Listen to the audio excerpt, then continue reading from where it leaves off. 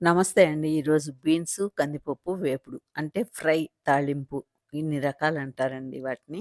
ఇప్పుడైతే నేను కట్ జేసి పెట్టుకొని సన్నగా బీన్స్‌ని కుక్కర్‌లో ఏసేసుకొని, అందులోనే 2 పిడికిళ్ళు కందిపప్పు అప్పటికప్పుడు కడిగి అందులో ఏసేసుకొని, కాస్త ఒక హాఫ్ కప్ గాని, ఒక కప్పు వాటరేసుకోండి. ఏసుకున్న తర్వాత పసుపు, ఉప్పు టేస్ట్‌కి తగినంత ఏసుకొని విజిల్ పెట్టకుండా మూత పెట్టేసేసుకోవాలండి. స్టీమ్ ఒక్కరంత బయటకొచ్చేటప్పుడు, అప్పుడు విజిల్ బెట్టుకొని ఒక 3 విజిల్స్‌కి ఆపేసుకోవాలండి. ఆపేసుకున్న తర్వాత స్టీమ్ బోయాక బయటికి తీసేసి వేరే బౌల్‌లో ఏసేసుకొని, ఇప్పుడు తాలింపుకి పోపు పెట్టుకుందామండి. ఆయిలేసుకొని ఆవాలు, జీలకర్ర, పచ్చిశనగపప్పు, మినపప్పు, గార్లిక్కు, కరేపాకు అంతా ఏసి వేయించుకొని ఆ తర్వాత ఇది దాంట్లో వేసుకొని, కలిపేసుకొని, మనం చేసి పెట్టుకున్న పొడి శనగపప్పు పొడుంది గదండీ! అది కలిపేసుకొని దించేసుకోవడం.